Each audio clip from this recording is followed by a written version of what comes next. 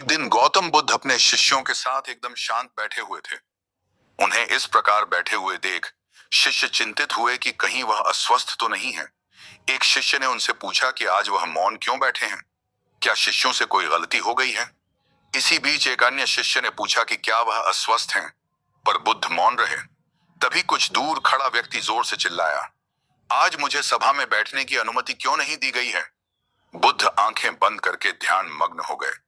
वह व्यक्ति फिर से चिल्लाया, मुझे प्रवेश की अनुमति क्यों नहीं मिली। इसी बीच एक उदार शिष्य ने उसका पक्ष लेते हुए कहा कि उसे सभा में आने की अनुमति प्रदान की जाए। बुद्ध ने आंखें खोली और बोले, नहीं, वह अछूत है, उसे आज्ञा नहीं दी जा सकती। यह सुनकर शिष्यों को बड़ा आश्चर्य हुआ। बुद्ध उनके मन का भाव समझ गए और बोले, हाँ, वह अछूत है। इस पर कई शिष्य बोले, हमारे आश्रम में जात पात का कोई भेद ही नहीं, फिर वह अछूत कैसे हो गया। तब बुद्ध ने समझाया, आज वह क्रोधित होकर आया है, क्रोध से जीवन की एकाग्रता भंग होती है।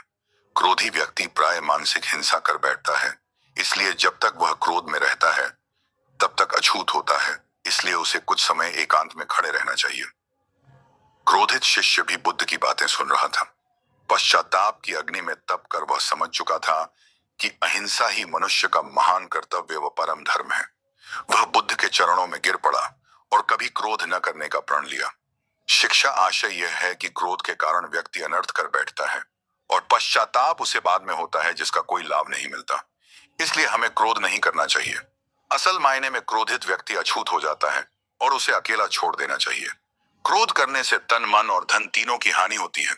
क्रोध से ज्यादा हानिकारक कोई और वस्तु नहीं है।